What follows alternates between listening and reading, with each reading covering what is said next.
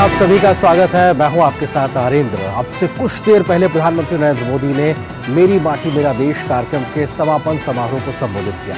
देश के सेनानियों के योगदान को सम्मान देने के लिए हुए इस महत्वपूर्ण कार्यक्रम में क्या रहा खास, इस पर करेंगे विस्तार से चर्चा। इसके अलावा दिखाएंगे खबर राष्ट्रीय एकता दिवस के मौके पर पीएम मोदी ने केवड़िया से क्या कही बड़ी बातें। होगी बात सरकार पर जासूसी के आरोपों की सच्चाई की भी। इसके अलावा भी होंगी देश दुनिया की हर जरूरी और महत्वपूर्ण खबर। शुरुआत हेडलाइंस के साथ।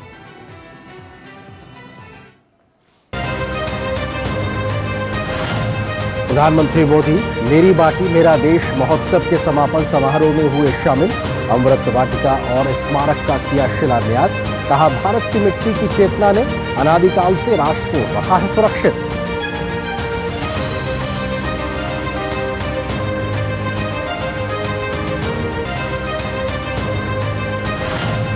प्रधानमंत्री ने युवाओं के लिए मेरा युवा भारत संगठन की रखी नींव। माई भारत पोर्टल का किया शुभारंभ। कहा 21वीं सदी में राष्ट्र निर्माण के लिए मेरा युवा भारत संगठन निभाएगा अहम भूमिका।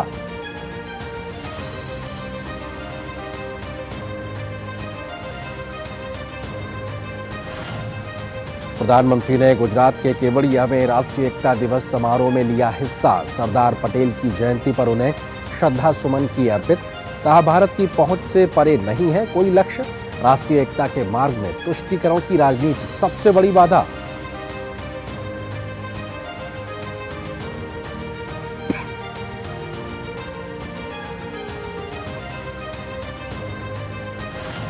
एप्पल फोन पर आए अलर्ट को लेकर विपक्ष के आरोपों पर सूचना प्रौद्योगिकी मंत्री अश्विनी वैष्णव ने कहा आरोप झूठे और निराधार।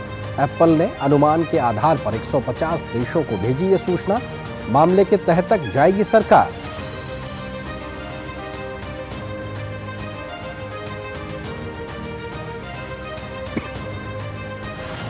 दिल्ली के मुख्यमंत्री अरविंद केजरीवाल को मिले ईडी के नोटिस के बाद सियासी दलों के बीच आरोप प्रत्यारोप का दौर जारी। बीजेपी ने किया पलटवार। कहा कट्टर ईमानदारी का दम भरने वाले अरविंद केजरीवाल ने क्यों साधी है चुप्पी।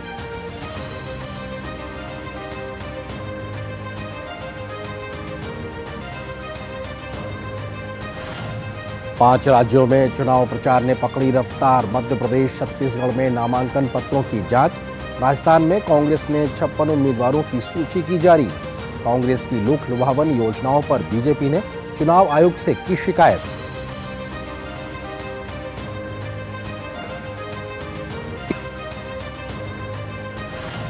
दिल्ली एनसीआर में लगातार बढ़ रहे वायु प्रदूषण पर सुप्रीम कोर्ट ने जाहिर की चिंता। दिल्ली, पंजाब, हरियाणा, यूपी और राजस्थान से स्टेटस रिपोर्ट दाखिल करने को कहा। राज्यों से कहा बताएं अब तक कौन कौन से कदम उठाए गए।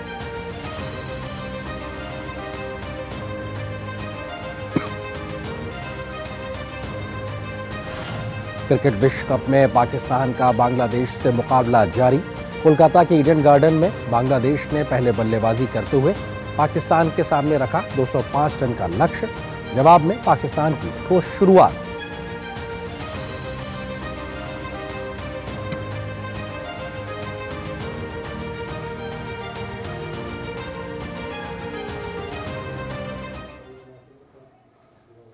और खबरों पर डालते हैं विस्तार से नजर। राष्ट्रीय एकता दिवस के अवसर पर गुजरात के केवड़िया में आयोजित कार्यक्रम में पीएम मोदी ने हिस्सा लिया।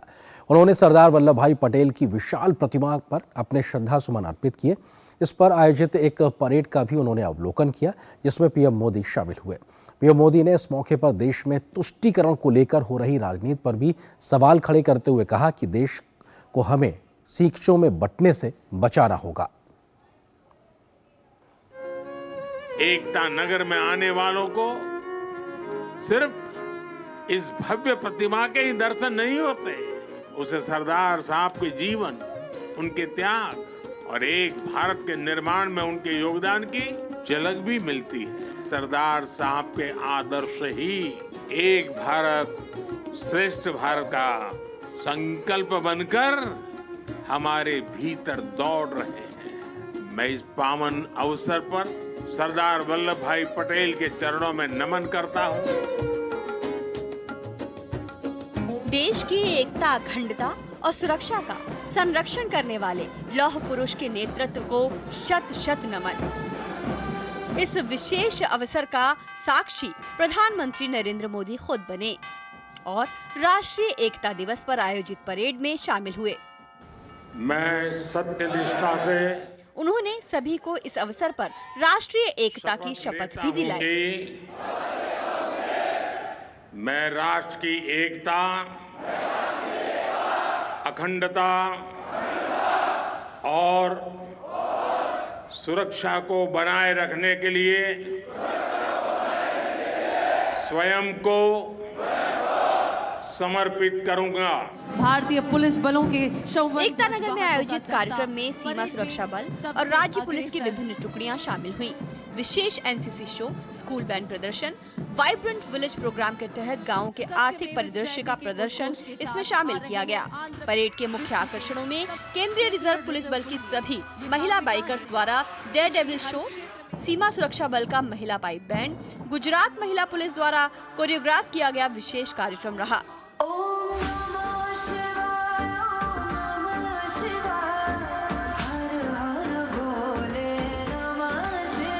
पीएम ने एकता नगर को संकल्प से सिद्धि का उदाहरण बताया। संकल्प से सिद्धि का एक बहुत बड़ा उदाहरण हमारा ये एकता नगर भी है। 10-15 वर्ष पहले किसी ने सोचा भी नहीं था कि केवड़िया इतना बदल जाएगा। आज एकता नगर की पहचान ग्लोबल ग्रीन सिटी के तौर पर हो रही है। यही वो शहर है जहां से दुनिया भर के देशों का ध्यान खींचने वाले मिशन लाइफ की शुरुआत हुई थी। परेड के दौरान चंद्रयान 3 की सफलता का जश्न भी मनाया गया, जिसकी भव्यता देखते ही बनती थी। चंद्रयान 3 की सफलता यह भारत की यात्रा का प्रदर्शन था, जो आज के समय सभी के लिए प्रेरणा का केंद्र बिंदु बन चुका है। आज पूरा विश्व भारत के संकल्प की दृढ़ता को, भारतवासियों के पौरुष और प्रखरता को, भारतीय जनशक्ति की जिजीविषा को आदर और विश्वास से देख रहा है। भारत की अविश्वसनीय, अतुलनीय यात्रा आज हर किसी के लिए प्रेरणा का केंद्र बन चुकी है। गुजरात का एकता नगर भारत के सांस्कृतिक गौरव के केंद्र के रूप में नजर आया। यहाँ पूरब और पश्चिम के साथ उत्तर और दक्षिण की दीवारें भी टूटकर एक में समा गई। एक भारत श्रेष्ठ भारत का इससे बेहतरीन नजारा शायद ही कहीं और देखने को मिले। भारतीय वायुसेना के फ्लाई पास ने भी सभी का मन मोह लिया।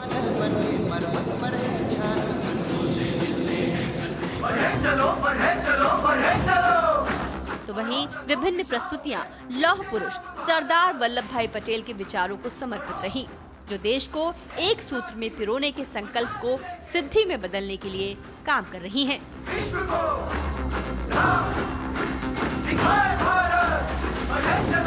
ब्यूरो इनपुट के साथ एकता नगर से मेघना देव की रिपोर्ट, डीडी न्यूज। और प्रधानमंत्री नरेंद्र मोदी आज मेरी माटी मेरा देश कार्यक्रम के समापन समारोह में दिल्ली में शामिल हुए। देश के कोने कोने से करीब 2 लाख से ज्यादा जगहों से लाई गई मिट्टी दिल्ली के कर्तव्य पथ पर इकट्ठी की गई। कर्तव्य पथ पर बनने वाली अमृत वाटिका में इसी मिट्टी में का इस्तेमाल किया जाएगा। पीएम मोदी ने देश के नायकों के योगदान को याद करते हुए कहा कि देश उनके बलिदान को कभी नहीं भूल सकता। पीएम मोदी ने इस मौके पर माई भारत कार्यक्रम की भी आज शुरुआत की है। यह वह मिट्टी जिसके रस से जीवन पलता आया, जिसके बल पर आदिम युग से मानव चलता आया। यह तेरी सभ्यता संस्कृति इस पर ही अवलंबित युगों युगों के चरण चिन्ह इसकी छाती पर अंकित। बड़ी बड़ी महान सभ्यताएं समाप्त हो गई, लेकिन भारत की मिट्टी वो चेतना है, भारत की मिट्टी में वो प्राण शक्ति है जिसने इस राष्ट्र को अनादिकाल से आज तक बचा कर रखा है। चंदन से भी प्रिय ऐसी रज को प्रधानमंत्री ने माथे से लगाया। राष्ट्र की एकता, समरसता और बलिदानी वीरों के प्रति सम्मान के लिए प्रधानमंत्री नरेंद्र मोदी ने मेरी माटी मेरा देश अभियान का आह्वान किया था। देश के कोने कोने से आई मिट्टी कर्तव्य पथ पर आकर एक हो गई। नए संकल्प, नए सपनों की बनने वाली अमृत वाटिका में इसी मिट्टी में विकसित भारत के बीज अंकुरित होंगे। आने वाले 25 साल देश के लोगों का संकल्प क्या हो, सपने क्या हो, समर्पण क्या हो, जिससे 2047 तक दुनिया के सामने एक विकसित भारत खड़ा हो। प्रधानमंत्री ने कर्तव्य पथ पर पंच प्राण की शपथ ली। हम शपथ लेते हैं कि भारत को 2047 तक आत्मनिर्भर और विकसित राष्ट्र बनाने के सपने को साकार करेंगे। मेरा युवा भारत पोर्टल माय भारत का भी प्रधानमंत्री ने शुभारंभ किया। ये युवाओं को राष्ट्र निर्माण के कार्यक्रमों से सीधे तौर पर जोड़ेगा, साथ ही उनकी आकांक्षाओं को पूरा करने वाला होगा। ये एक ऐसा एकीकृत पोर्टल है जो आधुनिक तकनीक से लैस युवाओं को प्रोग्राम और उनकी रुचियों को नया आकार देगा। ये उनके कौशल और सामर्थ्य को निखारेगा और देश के युवाओं को आपस में जोड़ेगा भी। अंतः अस्ति प्रारंभ, यानी जहां से अंत होता है वहीं से कुछ नए की शुरुआत भी होती है। अमृत महोत्सव के समापन के साथ ही आज मेरा युवा भारत संगठन माय भारत, इसका शुभारंभ हो रहा है। माय भारत भारत की युवा शक्ति का उद्घोष है। ये देश के हर युवा को एक मंच, एक प्लेटफॉर्म पर लाने का बहुत बड़ा माध्यम बनेगा। ये देश के युवाओं की राष्ट्र निर्माण में अधिक से अधिक भागीदारी सुनिश्चित करेगा। आजादी के अमृत महोत्सव के दौरान सर्वश्रेष्ठ प्रदर्शन करने वाले राज्य और केंद्र शासित प्रदेशों में जम्मू कश्मीर को पहला पुरस्कार, गुजरात को दूसरा और हरियाणा व राजस्थान को तीसरा स्थान का पुरस्कार मिला। वहीं प्रधानमंत्री ने मंत्रालयों को भी पुरस्कृत किया, जिसमें विदेश मंत्रालय को पहला, दूसरा पुरस्कार रक्षा मंत्रालय को और तीसरा पुरस्कार शिक्षा और रेल मंत्रालय को संयुक्त रूप से दिया गया। इसी के साथ अमृत महोत्सव का समापन हो गया। प्रधानमंत्री ने अमृत महोत्सव स्मारक का शिलान्यास किया। उन्होंने कहा कि अमृत वाटिका पीढ़ियों को प्रेरणा देगी। साथ ही बताया कि इस उत्सव के दौरान देश ने कोविड जैसी महामारी से जंग जीती तो चंद्रयान जैसी सफलता भी हासिल की है। भारत दुनिया की 5वीं अर्थव्यवस्था बनी तो खेलों में भी उपलब्धि हासिल की है। वहीं उन्होंने बताया कि देश ने इसी दौरान गुमनाम नायकों को भी नमन किया। आजादी के अमृत महोत्सव के दौरान देश ने राजपथ से कर्तव्य पथ तक का सफर भी पूरा कर लिया है। हमने गुलामी के भी अनेक प्रतीकों को हटाया। अब कर्तव्य पथ के एक छोर पर आजाद हिंद सरकार के पहले प्रधानमंत्री नेताजी सुभाष चंद्र बोस की प्रतिमा है। अब हमारी नौसेना के पास छत्रपति वीर शिवाजी महाराज की प्रेरणा से नया ध्वज है। अब अंडमान और निकोबार के द्वीपों को स्वदेशी नाम मिला है।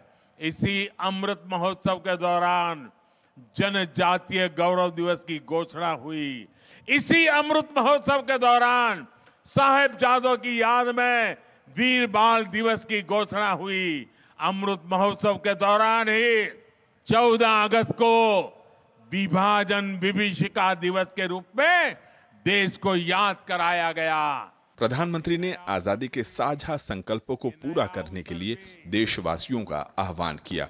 उन्होंने राष्ट्र की एकता, अखंडता और संप्रभुता को बनाए रखने के लिए समर्पित रहने और देश की गौरवमय विरासत के साथ विकास की गति को आगे ले जाने के लिए भी संकल्प लेने की प्रेरणा दी। शैलेंद्र मिश्र के साथ ब्यूरो रिपोर्ट, डीडी न्यूज। केंद्रीय गृह मंत्री अमित शाह ने इस अवसर पर कहा कि आजादी के अमृत महोत्सव के तहत आने वाले अगले 25 वर्ष देश को विकसित बनाने में महत्वपूर्ण भूमिका निभाएंगे। आजादी के अमृत महोत्सव लेकर आजादी की शताब्दी तक का ये 25 साल देश को महान बनाने का संकल्प, देश को दुनिया में सर्वप्रथम करने का संकल्प और देश को समृद्ध और सुरक्षित करने का संकल्प लेने का समय है। और ये 25 साल वो संकल्प को सिद्ध करने का समय है। ढेर सारे कार्यक्रम, 2 लाख से कार्यक्रमों से ज्यादा कार्यक्रमों से जो राष्ट्रीय चेतना जागृत हुई है, आजादी के अमृत महोत्सव के कार्यक्रमों में उस सारी चेतना को एक संकल्पों के माध्यम से चैनलाइज कर महान भारत की रचना का संकल्प मोदी जी ने हमारे सामने रखा है। केंद्रीय सूचना और प्रसारण मंत्री अनुराग सिंह ठाकुर ने इस मौके पर कहा कि मेरी बाटी मेरा देश कार्यक्रम आने वाली पीढ़ियों के लिए भी प्रेरणा देता रहेगा। आज देश की एकता और अखंडता का एक भ्रम दृश्य यहां पर देखने को दिखता है कि कैसे देश के हजारों युवा इकट्ठे होकर आए हैं। जब देश के लाखों गांव में घर घर से मिट्टी एकत्र करने गए तो माता बहनों ने भावुक होकर तिलक भी किया, वंदन भी किया, यहां तक कि मिट्टी के साथ कई बार पैसे तक डालने के लिए आ जाती थी। उनकी भावना आपके प्रति और देश को मजबूत करने के प्रति आज और भी मजबूत हो जाती है जब देश के करोड़ों घरों से आई मिट्टी को आपने नमन करके तिलक किया। ये देश के घर घर तक एक बड़ा संदेश आपने दे दिया है। मैं ये कह सकता हूं, इस कार्यक्रम का प्रतिफल इतना विराट और विशाल होगा कि युगों युगों तक हमारे आने वाली पीढ़ियों को देश प्रेम की प्रेरणा ये देते रहेंगे। तो देश भर से आई मिट्टी से कैसे दिल्ली की बगिया महकती नजर आएगी, इस पर हम विशेष चर्चा भी करेंगे अपने खास मेहमान से। फिलहाल एक छोटे से ब्रेक के लिए रुकते हैं। साल, बरस और सदी नहीं, एक युग गुजर जाएगा। उम्र न पूछो वंडर की, जब फर्क नजर आएगा। वंडर सीमेंट, फर्क नजर आएगा। गोल्डी छोले मसाले, जहां जाए रिश्ते बनाए, जहां जाए रिश्ते बनाए, गोल्डी मसाले। तुम्हें पता है इन्वेस्टर्स के लिए कि इन्वेस्टर प्रोटेक्शन फंड होता है IPF, लेकिन अगर तुम्हारा ट्रेड एक्सचेंज पर एग्जीक्यूट नहीं हुआ या फिर कोई गारंटीड रिटर्न्स वाली स्कीम है तो ये IPF आपकी मदद नहीं कर सकता है। और अगर आपका ब्रोकर ही डिफॉल्टर बन जाए तो फिर IPF आपको कॉम्पेंसेशन दिला सकता है। कहां से सीखा? NSE की साइट पर। सोच कर समझ कर इन्वेस्ट कर। माँ, ये खीर किसके लिए? आज तेरे दादाजी का जन्मदिन है, उनके लिए। तो मैं दादाजी को क्या दूँ? अपना मोबाइल फोन देना। ये क्या कर रही है? दादाजी के लिए आयुष्मान कार्ड बना रही हूँ। घर बैठे? हाँ। आयुष्मान ऐप पर जाकर अपना या परिवार के सदस्य का नाम लाभार्थी सूची में ढूंढें, आधार, OTP या फेस ऑथ द्वारा ऑथेंटिकेट करें, डिटेल्स भरें, अब मोबाइल से फोटो खींचकर अपलोड करें। दादाजी, ये लीजिए अपना आयुष्मान कार्ड। ये उपहार तो जीवन भर काम आएगा। और एक प्रकार से PM जय अब गरीबों की जय बन गई है। 5 लाख तक के मुफ्त उपचार की गारंटी, स्वास्थ्य का वरदान आयुष्मान। दिन तिनक दिन, तिनक दिन, दिन तिनक दिन। तुम जाना दिन। अरे गोविंदा जी, आप यहाँ? हाँ बबुआ, हम यहाँ। पर तुम क्या छुपा रहे हो वहाँ? कुछ भी तो नहीं। जब दांत खाज की खुजली पे ना हो काबू तो उसे गमछे से नहीं छुपाते बाबू। तो फिर उसे भगाए कैसे? जालिम लोशन लगाकर दांत खाज की खुजली एक्जिमा जड़ से निकाले। अभी खरीदे जालिम लोशन।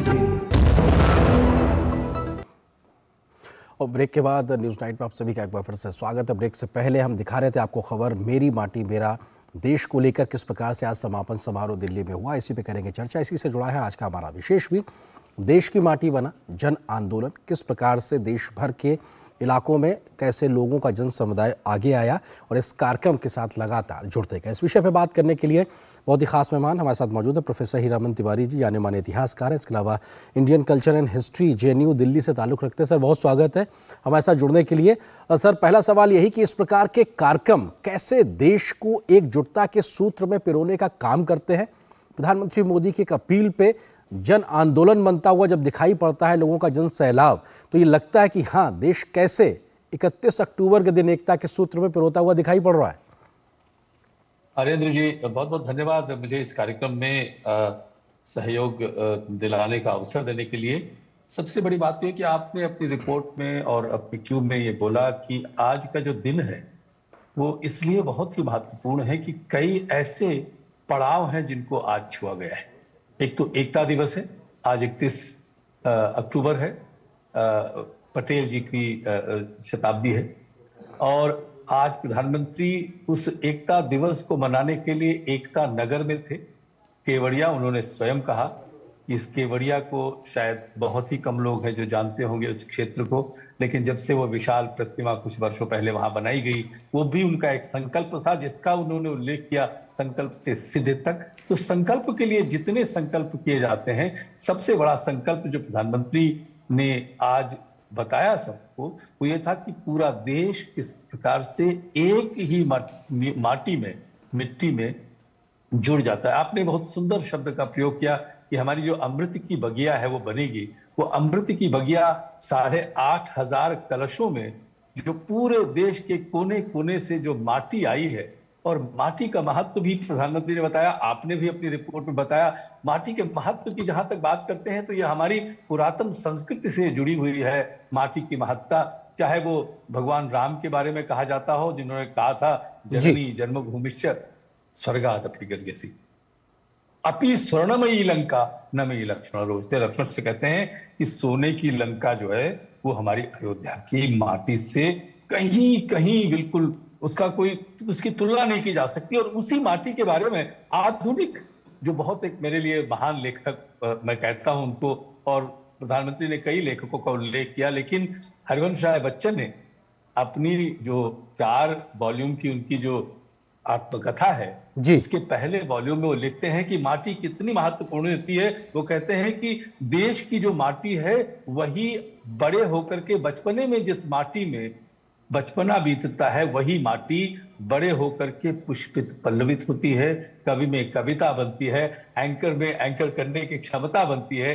लेखक में या जो भी जितने भी या बड़े बड़े जो गुण हैं, अर्थात वो माटी की जो सुगंध है, वो माटी की जो पौष्टिक सुगंध है, वो कहीं जाती नहीं है। इससे एकता दिवस भी है और पूरे देश को एक सूत्र में बांध करके और एक स्थान पर जो भारत की राजधानी है, केंद्र है, वहां पर एक ऐसी वाटिका का, एक ऐसी बगिया, आपके शब्द मुझे अच्छे लगे वाटिका से, इस बगिया को जब वहां पे संवारा जाएगा, मुझे लगता है युगों युगों तक सभी को स्मरण रहेगा कि इस बगिया में भारत के लाखों गांवों की मिट्टी मिली हुई है, और इसलिए वो एक स्थान पर जो एकत्व होगा, उस एकता का ही प्रतीक जो आज एकता नगर कहिए, एकता दिवस कहिए या कुछ भी दिवस कह लीजिए, और उसकी परिणति इस प्रकार से की कि जो अमृत काल का जो एक प्रकार से प्रारंभ हुआ था, उसके समापन की जो उद्घोष जो हुआ है, उससे मुझे लगता है कि एकता बढ़ेगी। जी सर, एक बहुत महत्वपूर्ण चीज, क्योंकि मिट्टी के माध्यम से एक सम्मान बोध दिलाना कि आपके हिस्से,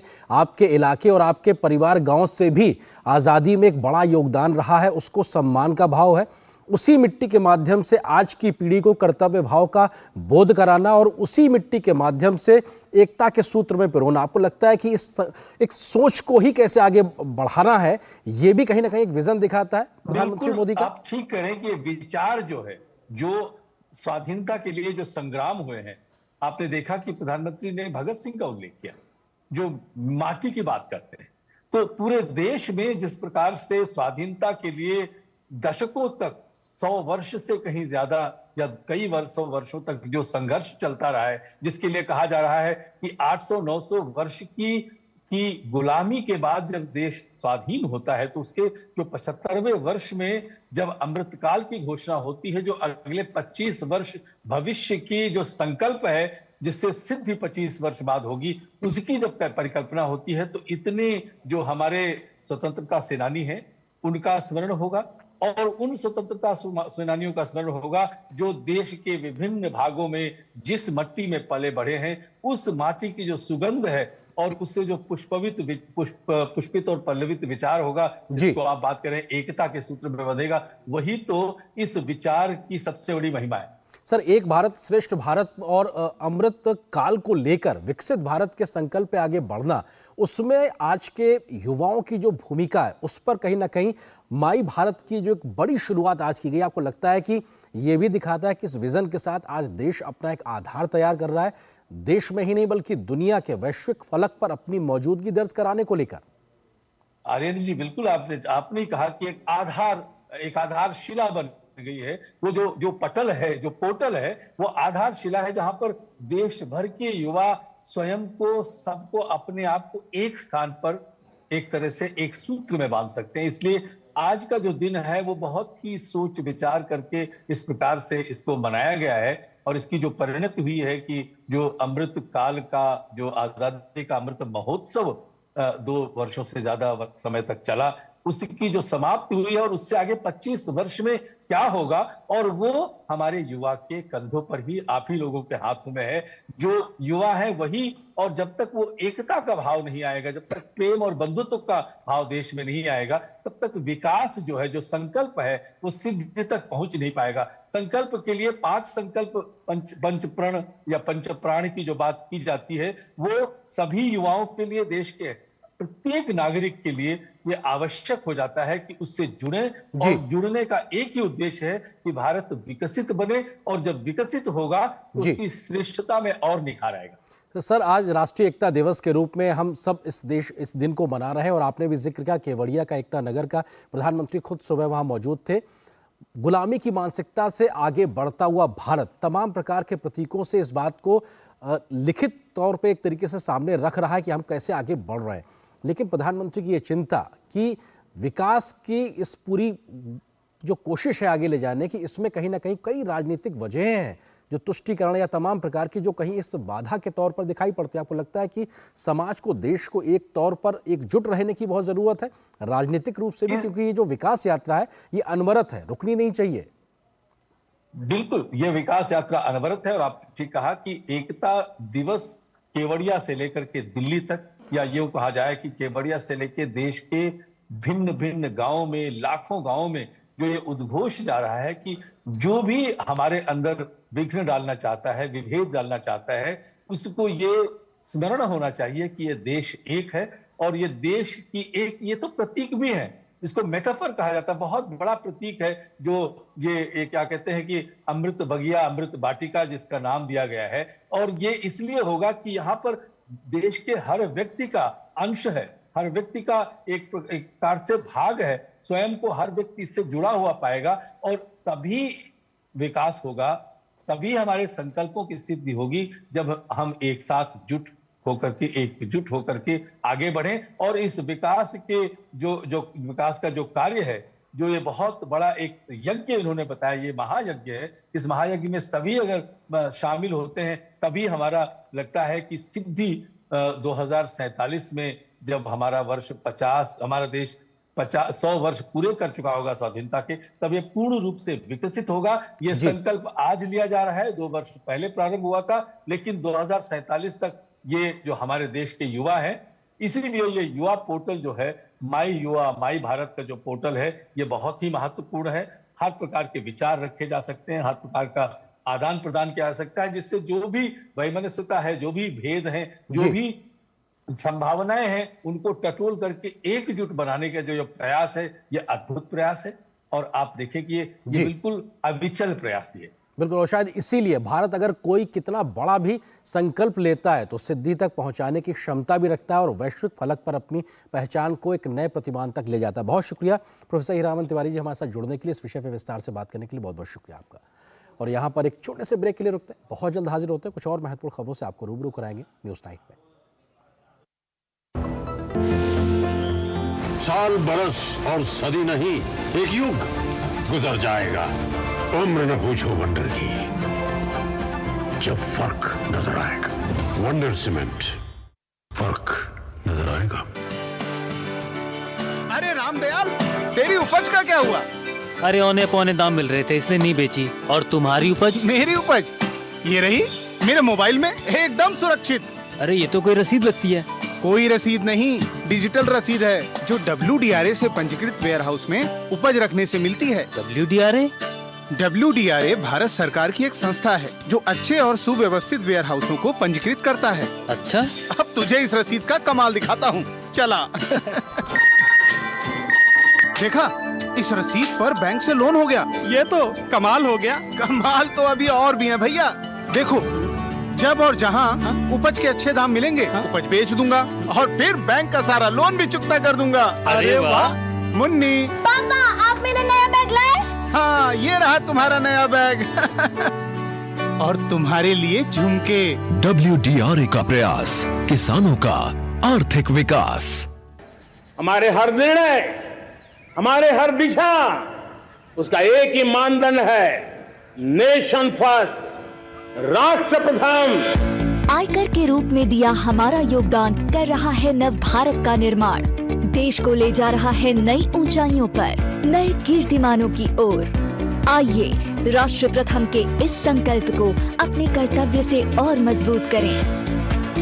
सभी टैक्स डिडक्टर्स ध्यान दें, 30 सितंबर 2023 को समाप्त हुई तिमाही के लिए 31 अक्टूबर 2023 तक अपना TDS विवरण अवश्य ई-फाइल करें। 200 रुपए प्रतिदिन की लेट फीस और 1 लाख रुपए तक के जुर्माने से बचने के लिए समय पर अपनी TDS विवरणी ई-फाइल करें। अधिक जानकारी के लिए incometax.gov.in पर जाएं। प्रत्येक आयकर दाता एक राष्ट्र निर्माता। तुम्हें पता है इन्वेस्टर्स के लिए कि इन्वेस्टर प्रोटेक्शन फंड होता है IPF, लेकिन अगर तुम्हारा ट्रेड एक्सचेंज पर एग्जीक्यूट नहीं हुआ या फिर कोई गारंटीड रिटर्न्स वाली स्कीम है तो ये IPF आपकी मदद नहीं कर सकता है। और अगर आपका ब्रोकर ही डिफॉल्टर बन जाए तो फिर IPF आपको कॉम्पेंसेशन दिला सकता है। कहाँ से सीखा? NSE की साइट पर। सोच कर, समझ कर, इन्वेस्ट कर। 5 राज्यों के विधानसभा में चुनावी घमासान हर दिन तेज होता जा रहा है। कहीं नामांकन का काम चल रहा है तो कहीं रैलियों से प्रचार देखने को मिल रहा है। नेताओं के एक दूसरे पर आरोप प्रत्यारोप की झड़ी लगी हुई है तो सभी दल अपने अपने दावे से जनता को अपने पक्ष में करने की पुरजोर कोशिश कर रहे हैं। कैसा रहा आज का सियासी दिन इन तमाम 5 चुनावी राज्यों में, देखिए इस रिपोर्ट को। 5 राज्यों में विधानसभा चुनाव के मतदान की तिथि जैसे जैसे नजदीक आ रही है, चुनाव प्रचार जोर पकड़ता जा रहा है। मध्य प्रदेश और छत्तीसगढ़ में दूसरे चरण की 70 सीटों पर सोमवार को नामांकन खत्म होने के बाद अब इसकी जांच की जा रही है। इस बीच मध्य प्रदेश में कांग्रेस पार्टी के 2 दिग्गजों कमलनाथ और दिग्विजय सिंह के बीच बढ़ती दूरियों से पार्टी चिंतित है। कहा जा रहा है कि मतभेद दूर करने के लिए दोनों नेताओं को दिल्ली बुलाया गया। अब मुख्यमंत्री शिवराज सिंह चौहान ने इस मामले पर तंज कसा है। अभी जय और वीरू की जोड़ी है जिसको दिल्ली बुलाया गया। अब वो कहते हैं कि भाजपा भ्रम फैला रही है। जैसा मैंने अखबारों में देखा भाजपा भ्रम फैला रही है, तो फिर दिल्ली क्यों बुला रही है? हालांकि मध्य प्रदेश कांग्रेस अध्यक्ष कमलनाथ ने दिल्ली में हुई बैठक में इस तरह की किसी भी चर्चा से इनकार किया। साथ ही उन्होंने ये भी कहा कि दिग्विजय सिंह के साथ नाराजगी जैसी कोई बात नहीं है। ये दौरा राहुल जी का, प्रियंका जी का, खड़गे जी का, इस विषय में हमारी मीटिंग है। सर कुछ नाराजगी थी वो खत्म हो गई। नाराजगी की तो बात ही नहीं थी, ये तो दौरों की बात थी। इस बीच कमलनाथ द्वारा मध्य प्रदेश को चौपट प्रदेश कहने पर भी सियासत गर्मा गई है। मुख्यमंत्री शिवराज सिंह चौहान ने कहा कि ये प्रदेशवासियों का अपमान है और जनता इसे बर्दाश्त नहीं करेगी। चौपट प्रदेश कहना मध्य प्रदेश का अपमान है। मध्य प्रदेश की जनता का अपमान है। उधर राजस्थान में कांग्रेस नेता सचिन पायलट ने टोंक विधानसभा से अपना नामांकन दाखिल किया। उन्होंने कहा कि यह जनता का चुनाव है। राजस्थान के मुख्यमंत्री अशोक गहलोत 7 गारंटियां देने के बाद अब लोगों से मोबाइल नंबर पर मिस्ड कॉल करवाकर इनका लाभ लेने के लिए पंजीकरण करवा रहे हैं, जिसे लेकर बीजेपी ने चुनाव आयोग से शिकायत की है। जिस तरह की स्थिति है, सिर्फ अनाउंस करने से कुछ नहीं होगा। जो वित्तीय स्थिति राजस्थान के अंदर अभी चल रही है, उससे ऐसा लगता है कि आगे आने वाले समय में जो घोषणाएं की गई हैं उनकी पूर्ति नहीं हो सकती। छत्तीसगढ़ में भी कांग्रेस फिर से किसान कर्ज माफी समेत कई लुभावने वादे जनता से कर रही है। पूर्व मुख्यमंत्री और बीजेपी के वरिष्ठ नेता रमन सिंह ने कहा कि भूपेश बघेल को अभी एहसास हो गया है कि उनकी सरकार जाने वाली है, इसलिए ऐसी घोषणाएं कर रहे हैं। भूपेश को ये एहसास हो गया है कि कुर्सी जा रही है, सरकार जा रही है। अब रोज नई घोषणा करके बचना चाहते हैं, मगर छत्तीसगढ़ की जनता को मालूम है 40 दिन के मुख्यमंत्री हैं ये, इनकी घोषणाएं का कोई महत्व नहीं है। मध्य प्रदेश, तेलंगाना और मिजोरम में भी कांग्रेस इसी तरह की गारंटी दे रही है। बीजेपी का कहना है कि बाकी पार्टियां चुनाव जीतने के लिए सरकारी खजाने की परवाह किए बिना ऐसे वादे कर रही हैं जिनको पूरा करना संभव नहीं है। चुनाव आयोग भी इस तरह के लुभावने वादों को लेकर राजनीतिक दलों को कई बार आगाह कर चुका है। Bureau report, TD news. उधर दिल्ली की शराब नीति के मामले में आम आदमी पार्टी के तमाम नेता इन दिनों जेल में हैं और कल देर शाम ईडी ने इसी मामले में अरविंद केजरीवाल को भी समन भेजा है, जिसके बाद से भाजपा आप पर और ज्यादा हमलावर हो गई है। भाजपा ने अरविंद केजरीवाल पर हमला बोलते हुए कहा कि जो केजरीवाल ईमानदारी का सर्टिफिकेट दिया करते थे, आज उनकी विश्वसनीयता ही सवालों के घेरे में है। दिल्ली शराब घोटाले में आम आदमी पार्टी के नेताओं मनीष सिसोदिया, संजय सिंह के बाद अब अरविंद केजरीवाल पर शिकंजा कसता जा रहा है। दिल्ली एक्साइज पॉलिसी मामले में मुख्यमंत्री अरविंद केजरीवाल को प्रवर्तन निदेशालय ने नोटिस भेजकर गुरुवार को पूछताछ के लिए बुलाया। इसके बाद विपक्षी दलों ने केजरीवाल पर हमला तेज कर दिया है। केंद्रीय मंत्री अनुराग ठाकुर ने कहा कि जो पार्टी ईमानदारी का प्रमाण पत्र देती थी, वो आज भ्रष्टाचार में व्यस्त है। जो ईमानदारी के सर्टिफिकेट देते थे, उनका कैसे एक के बाद दूसरा मंत्री जेल गया और जेल के बाद बेल भी नहीं हुई। और आप पिछले 8-9 वर्षों की कड़ी एक के बाद दूसरी देखिए कि कैसे व्यापक भ्रष्टाचार आम आदमी पार्टी ने दिल्ली से लेकर पंजाब तक किया है। आबकारी नीति के मामले में घिरी दिल्ली सरकार को आड़े हाथों लेते हुए बीजेपी नेता रविशंकर प्रसाद ने कहा कि ईमानदारी का सर्टिफिकेट देने वाले मंत्री आज खुद जेल की हवा खा रहे हैं। केजरीवाल जी इस्तीफा करेंगे कि नहीं करेंगे, ये ऐसा विषय आपने उठाया है जिस पर मुझे बहुत गंभीर चिंतन करना पड़ेगा कि वो करेंगे नहीं करेंगे, देखा जाएगा, स्थिति आए लीजिए। लेकिन एजेंसीज क्या करेगी, it is none of our concern. उधर दिल्ली में आप पार्टी नेता गोपाल राय ने आरोप लगाया कि भाजपा के लोग ईडी के जरिए केजरीवाल की गिरफ्तारी की तैयारी कर रहे हैं। कोई भी कोशिश करके किसी भी तरह से विपक्ष की जो आवाज मजबूत हो रही है देश में, उसको रोकने की कोशिश हो रही है और उसका भी ये संकेत दिख रहा है। दिल्ली में 17 नवंबर 2021 को नई आबकारी नीति लागू की गई। नई नीति से दिल्ली में शराब का पूरा कारोबार प्राइवेट प्लेयर्स को सौंप दिया गया। आरोप है कि इसके बदले आपके नेताओं ने रिश्वत ली और पार्टी की भी फंडिंग हुई।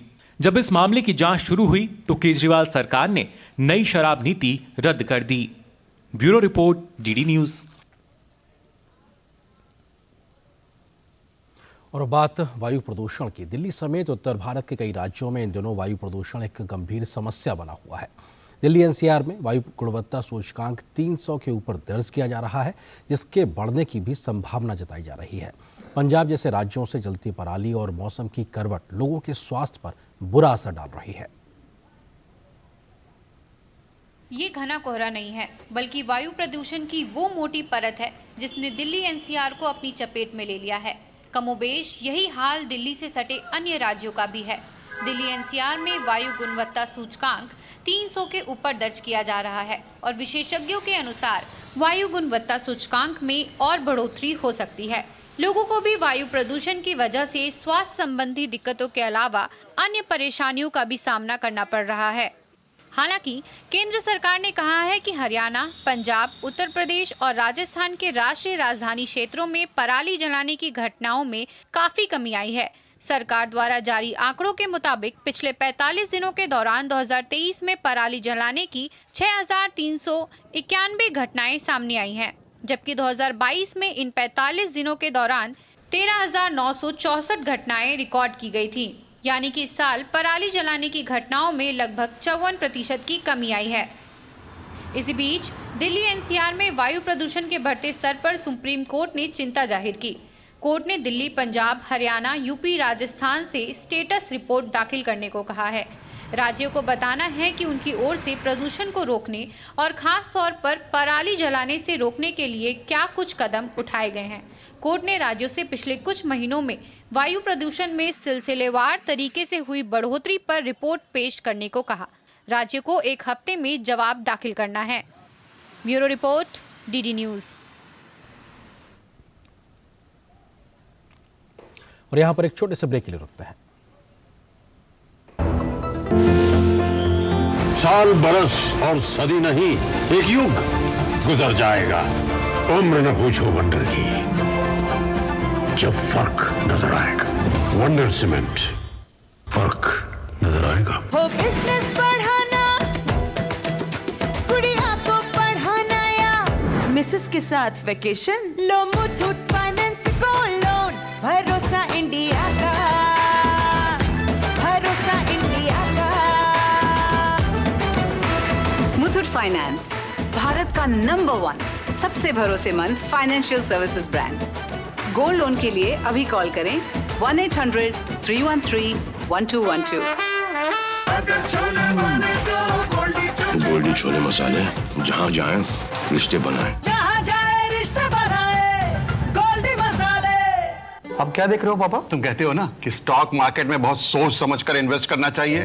बस थोड़ा सा ज्ञान ले रहा। किससे? हर एक स्टॉक्स एक्सपर्ट है, मस्त एजुकेशनल वीडियोस बनाता है और अच्छी इन्वेस्टमेंट की टिप्स भी देता है। पापा इन वीडियोस पे ना जाएं, अपना रिसर्च खुद करें या सेबी रजिस्टर्ड इन्वेस्टमेंट एडवाइजर से संपर्क करें। एजुकेशन के नाम पर कुछ इन्फ्लुएंसर्स अक्सर इन्वेस्टर को मिसगाइड करते हैं, नुकसान आपका होगा। सोच कर, समझ कर, इन्वेस्ट कर।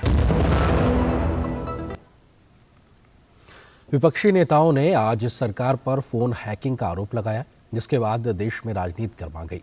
एप्पल कंपनी के जिस मैसेज के आधार पर विपक्षी नेताओं ने आरोप लगाए, उस कंपनी ने इस आरोपों को स्वीकार नहीं किया, तो सरकार ने इसे सिरे से खारिज कर दिया और बीजेपी ने विपक्षी दलों पर इस मुद्दे पर बेवजह राजनीति करने का आरोप लगाया। विपक्ष के कुछ नेताओं द्वारा फोन हैकिंग के आरोप को केंद्र सरकार ने सिरे से खारिज कर दिया है। केंद्रीय संचार, इलेक्ट्रॉनिक्स और सूचना प्रौद्योगिकी मंत्री अश्विनी वैष्णव ने कहा है कि कुछ नेताओं के आरोपों पर सरकार बहुत गंभीर है और इस मुद्दे की तह तक जाएगी और जांच के आदेश दे दिए गए हैं। कुछ ऑनरेबल एमपीज और कुछ कई अन्य सिटीजन्स ने जो मुद्दा उठाया है कि उनके पास एप्पल से एक अलर्ट आया है, उसके बारे में मैं आपको क्लियरली कहना चाहता हूं कि सरकार इस मुद्दे पर बहुत कंसर्न्ड है और इस मुद्दे के तह तक जाएंगे। हमने इसमें इन्वेस्टिगेशन ऑर्डर कर दिया है। अश्विनी वैष्णव ने कहा कि एप्पल कंपनी ने 150 देशों में इस प्रकार की सूचना जारी की है। एप्पल के पास कोई अधिकृत जानकारी नहीं है। कंपनी ने अनुमान के आधार पर यह सूचना भेजी है। सरकार ने इस मामले में अपना रुख पूरी तरह से स्पष्ट कर दिया है। भाजपा ने विपक्षी नेताओं पर इस मुद्दे पर बेवजह राजनीति करने का आरोप लगाया। एप्पल ने अभी कुछ ही समय पहले खुद ने अपना क्लैरिफिकेशन इश्यू कर दिया है कि ऐसा जिस तरह का कंपल्सिव क्रिटिक्स आरोप लगाने की कोशिश कर रहे हैं, वैसा कुछ भी नहीं है। जो लोग देश की प्रगति को पचा नहीं पा रहे, जो लोग देश को ऊपर बढ़ते हुए देख नहीं सकते, वो लोग डिस्ट्रैक्शन पॉलिटिक्स कर रहे हैं। एप्पल से बात करें, व्हाट इज दिस मैटर। लेकिन जहां तक मैं अपने अनुभव से कह सकता हूं, कोई भी टेलीफोन कंपनी ऐसा नहीं कहती है। राहुल गांधी ने देश में हल्ला करके कि मेरा फोन पिगासस में हैक हुआ है, और जब सुप्रीम कोर्ट ने कहा अपना फोन दीजिए, इन्वेस्टिगेशन के लिए बिफोर द कमिटी नहीं दिया उन्होंने, नहीं संतोषजनक हो FIR करें। लेकिन ये सब कहने के पहले सरकार पर आरोप, ये बिल्कुल बेबुनियाद है, फॉल्स है। सरकार के जवाब से पहले राहुल गांधी समेत कई विपक्षी नेताओं ने सरकार पर फोन हैकिंग का आरोप लगाया था और अपने आरोप के पक्ष में एप्पल कंपनी की ओर से आए कथित मैसेज का हवाला दिया था, जिसमें हैकिंग की बात कही गई है। एप्पल कंपनी की ओर से भी इस मामले में प्रतिक्रिया सामने आई है, जिसमें एप्पल कंपनी ने कहा है कि कंपनी किसी भी तरह के स्टेट स्पॉन्सर्ड अटैक की सूचना नहीं देती है। इस बात की संभावना है कि एप्पल कंपनी के कुछ अलर्ट गलत हो सकते हैं। इन आरोपों से पहले भी विपक्ष के नेता सरकार पर पेगासस मुद्दे पर आरोप लगा चुके हैं, लेकिन पूरा मामला झूठा निकला और सुप्रीम कोर्ट में भी विपक्षी नेताओं के आरोप ठहर नहीं पाए थे। इस बार भी एप्पल कंपनी के जिस मैसेज को आधार बनाकर विपक्षी नेता सरकार पर आरोप लगा रहे हैं, उस पर खुद एप्पल कंपनी भी उसकी पुष्टि नहीं कर रही है। ऐसे में ये मामला सिर्फ राजनीतिक नजर आ रहा है। शैलेंद्र मिश्र के साथ ब्यूरो रिपोर्ट, DD न्यूज। राष्ट्रपति द्रौपदी मुर्मू आज और कल 2 दिन तक लद्दाख के दौरे पर हैं। राष्ट्रपति आज लेह में केंद्र शासित प्रदेश लद्दाख के स्थापना दिवस समारोह में शामिल हुई। राष्ट्रपति ने कहा कि लद्दाख भारत का मस्तिष्क है और हम सब मिलकर इसके विकास के लिए काम करते रहेंगे। उन्होंने कहा कि आज देश PM मोदी के नेतृत्व में हर क्षेत्र में आगे बढ़ रहा है। लद्दाख को भारत का मस्तक मानते हैं। मैं सभी देशवासियों की ओर से लद्दाख के भाई बहनों को आश्वस्त करती हूं कि आप सबकी आन बान शान को बनाए रखने में और बढ़ाने के लिए पूरा देश प्रतिबद्ध है। मेरा दृढ़ विश्वास है कि लद्दाख का समग्र विकास होता रहेगा और भारत का मस्तक सदैव ऊंचा रहेगा। आज लौह पुरुष सरदार वल्लभ भाई पटेल की जयंती है। भारत को एकता के सूत्र में पिरोने वाला सरदार पटेल को सभी देशवासी कृतज्ञता के साथ याद करते हैं। लद्दाख के लोगों ने देश की एकता और अखंडता बनाए रखने में असाधारण योगदान दिया है। 30 अक्टूबर से 2 नवंबर तक नई दिल्ली में अंतर्राष्ट्रीय सौर गठबंधन यानी ISA की 6ठी सभा का आयोजन किया जा रहा है। इसमें अंतर्राष्ट्रीय सौर संगठन की उन पहलों पर विचार विमर्श किया जा रहा है जो ऊर्जा सुरक्षा और ऊर्जा पहुंच से जुड़े हुए हैं।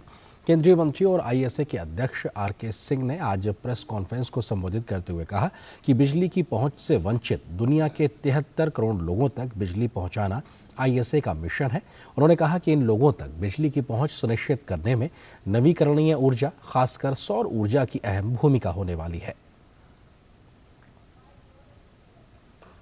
There are about 733 million people in this world who do not have access to electricity. Now we in the International Solar Alliance believe that it is our mission to ensure access to these people and ensure access using renewable energy, using solar energy. In renewable energy, solar has the most potential, it is the best because it's available for a longer period of time, both in terms of seasons as well as in terms of number of hours per day. Goa में आयोजित होने वाले 54वें अंतर्राष्ट्रीय film महोत्सव के लिए अंतर्राष्ट्रीय jury की घोषणा हो गई है। कौन कौन से नाम है आइए आपको दिखाते हैं। इसमें इस खबर को आपको दिखाएंगे, फिलहाल उससे पहले एक छोटे से ब्रेक के लिए रुकते हैं। साल, बरस और सदी नहीं, एक युग गुजर जाएगा। उम्र न पूछो वंडर की, जब फर्क नजर आएगा। वंडर सीमेंट, फर्क नजर आएगा। अब क्या देख रहे हो पापा? तुम कहते हो ना कि स्टॉक मार्केट में बहुत सोच समझकर इन्वेस्ट करना चाहिए। बस थोड़ा सा ज्ञान ले रहा हूं। किससे? हर एक स्टॉक्स एक्सपर्ट है, मस्त एजुकेशनल वीडियोस बनाता है और अच्छी इन्वेस्टमेंट की टिप्स भी देता है। पापा इन वीडियोस पे ना जाएं, अपना रिसर्च खुद करें या सेबी रजिस्टर्ड इन्वेस्टमेंट एडवाइजर से संपर्क करें। एजुकेशन के नाम पर कुछ इन्फ्लुएंसर्स अक्सर इन्वेस्टर को मिसगाइड करते हैं, नुकसान आपका होगा। सोच कर, समझ कर, इन्वेस्ट कर। इजरायली रक्षा बलों का कहना है कि पिछले कुछ घंटों में गाजा पट्टी में हमास आतंकवादियों के खिलाफ भीषण लड़ाई चल रही है। सेना का कहना है कि जमीन और हवा में हमास के कई ठिकानों पर हमला किया गया है और दर्जनों हमास लड़ाकों को मारा गया है। ग्राउंड जीरो से पेश है हमारे संवाददाता अमृतपाल सिंह की खास रिपोर्ट। इजराइल ने गाजा पट्टी में अपनी मिलिट्री कैंपेन को और इंटेंसिफाई कर दिया है और भीषण कर दिया है। इजरायली डिफेंस फोर्सेस का कहना है कि उनके ट्रूप्स फिरोशियस बैटल्स लड़ रहे हैं हमास के आतंकवादियों के साथ, हमास के गोरिल्लास के साथ। वहीं हमास का कहना है कि उन्होंने इजरायली फौज को सिग्निफिकेंट डैमेज पहुंचाया है, काफी क्षति पहुंचाई है। हालांकि इजराइल अपने कैजुअलिटी नंबर्स कंफर्म नहीं कर रहा है। इजरायली डिफेंस फोर्सेस या आईडीएफ ये क्लेम कर रही है कि 2 दर्जन से ज्यादा हमास के जो गोरिल्लास हैं उनको उन्होंने मारा है। उनकी जो missile, anti tank missile post, launch post हैं वो ध्वस्त कर दी हैं। उनके ऑपरेशनल और कमांड स्ट्रक्चर्स को ध्वस्त किया है। वहीं हमास लगातार ये कह रहा है कि उनके पास असला है और वो इजराइल की इस जंग में आखिरी कतरे, अपने खून के आखिरी कतरे तक मुकाबला करेंगे। इसी बीच मानवीय संकट बढ़ता जा रहा है।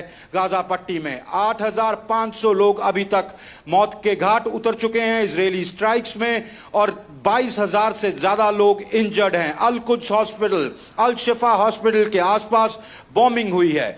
वहीं इस युद्ध की रीजनल एस्केलेशन का खतरा हर घड़ी बढ़ता जा रहा है। कहा जा रहा है कि ईरान की कुद्स स्क्वाड के चीफ लेबनान पहुंच चुके हैं और वो हसन नसरुल्लाह जो हिजबुल्लाह के चीफ हैं उनके साथ ऑपरेशनल कमांड सेंटर देख रहे हैं। हिजबुल्लाह ने पिछले दिनों में लगातार अटैक्स अपने इजराइल के ऊपर लेबनान बॉर्डर के साथ बढ़ा दिए हैं। वहीं एक आज मिसाइल जो सदर्न दक्षिण में इजराइल का सिटी है एलात, उस पे मारी गई। हालांकि इनके एरो डिफेंस सिस्टम्स ने उसको रोक लिया, इंटरसेप्ट कर लिया, पर यह कहा जा रहा है कि रेड सी के एरिया से यह मिसाइल छोड़ी गई और इसके पीछे जो हाउजीज यमन से ऑपरेट कर रहे हैं, ईरान बेस्ड ऑर्गेनाइजेशन है, वो उनका इसके पीछे हाथ हो सकता है। अगर ये सब हो रहा है और एक कोऑर्डिनेशन हो रही है तब ये पूरे वेस्ट एशिया के लिए बड़ी खतरनाक बात है, क्योंकि वो एक पोटेंशियल रखता है वेस्ट एशिया को डिस्टेबलाइज करने का। कैमरामैन एसपी दुबे के साथ Amritpal Singh, DD news, Jerusalem. और खबर खेल के मैदान से। वनडे विश्व कप में पाकिस्तान की टीम ने बांग्लादेश को 7 विकेट से हराकर सेमीफाइनल की अपनी उम्मीदों को जिंदा रखा है। कोलकाता के ईडन गार्डन मैदान पर बांग्लादेश ने टॉस जीतकर पहले बल्लेबाजी करते हुए 205 रन का लक्ष्य रखा था। जवाब में पाकिस्तान ने 3 विकेट खोकर 33वें ओवर में लक्ष्य को हासिल कर लिया। पाकिस्तान की ओर से फ़खर जमा और अब्दुल्लाह शरीफ ने अर्धशतकीय पारियां खेली। इस जीत के साथ पाकिस्तान 6 अंकों के साथ 5वें पायदान पर पहुंच गया है।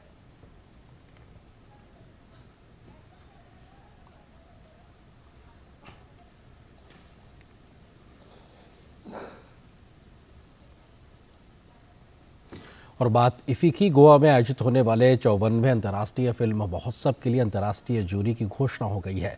सूचना एवं प्रसारण मंत्रालय ने गोवा में 20 से 28 नवंबर 2023 तक आयोजित होने वाले 54वें इफ़ी के लिए अंतर्राष्ट्रीय जूरी की घोषणा की है। प्रसिद्ध फिल्म निर्माता शेखर कपूर को जूरी का अध्यक्ष बनाया गया है।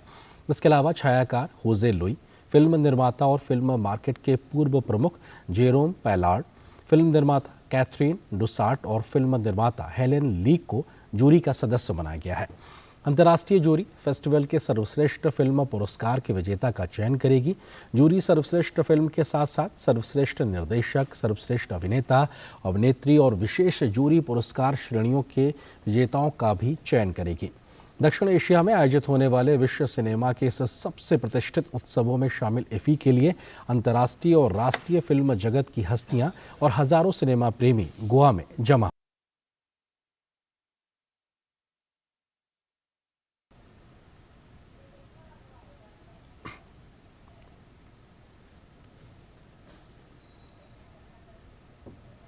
और देखते हैं राष्ट्रीय महत्व की कुछ और खबरें फटाफट अंदाज में।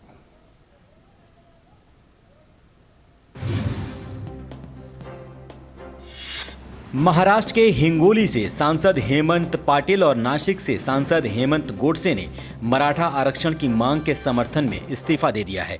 ये दोनों सांसद मुख्यमंत्री एकनाथ शिंदे गुट के सांसद हैं। Kochi convention centre bomb blast मामले में सबूत इकट्ठा करने के लिए कोची पुलिस ने डोमिनिक मार्टिन के निवास पर छापेमारी की। डोमिनिक मार्टिन ने पुलिस को दिए अपने बयान में ब्लास्ट की जिम्मेदारी लेते हुए कहा था कि उसने बम अपने पैतृक घर की छत पर बनाया था। प्रवर्तन निदेशालय पंजाब में आम आदमी पार्टी के विधायक कुलवंत सिंह और दूसरे आरोपियों के ठिकाने पर छापेमारी की। ये छापेमारी नारकोटिक से जुड़े मनी लॉन्ड्रिंग मामले में की गई है। उत्तराखंड के मुख्यमंत्री पुष्कर सिंह धामी ने उत्तर प्रदेश के मुख्यमंत्री योगी आदित्यनाथ के साथ लखनऊ में एक विशेष स्क्रीनिंग के दौरान तेजस फिल्म देखी। स्क्रीनिंग के दौरान फिल्म की मुख्य अभिनेत्री कंगना रनौत और उत्तर प्रदेश के उप मुख्यमंत्री ब्रजेश पाठक भी मौजूद रहे। आंध्र प्रदेश के पूर्व मुख्यमंत्री और टीडीपी प्रमुख एन चंद्रबाबू नायडू को कौशल विकास घोटाला मामले में आंध्र प्रदेश हाईकोर्ट ने अंतरिम जमानत दे दी है। राजमुंदरी जेल से बाहर निकलते ही एन चंद्रबाबू नायडू के समर्थकों ने उन्हें घेर लिया। भारतीय वायुसेना के बेड़े से MiG-21 की विदाई हो चुकी है। राजस्थान के बाड़मेर में MiG-21 बाइसन ने आखिरी बार उड़ान भरी। MiG-21 स्क्वाड्रन ने करीब 6 दशकों तक देश की सेवा की है और भारत पाक संघर्षों के दौरान युद्ध प्रयासों में महत्वपूर्ण योगदान दिया है। तो इन्हीं खबरों के साथ न्यूज़ नाइट के आज खबरों के सफर में बस इतना है, लेकिन DD न्यूज़ पर खबरों का सफर लगातार जारी है। नमस्कार।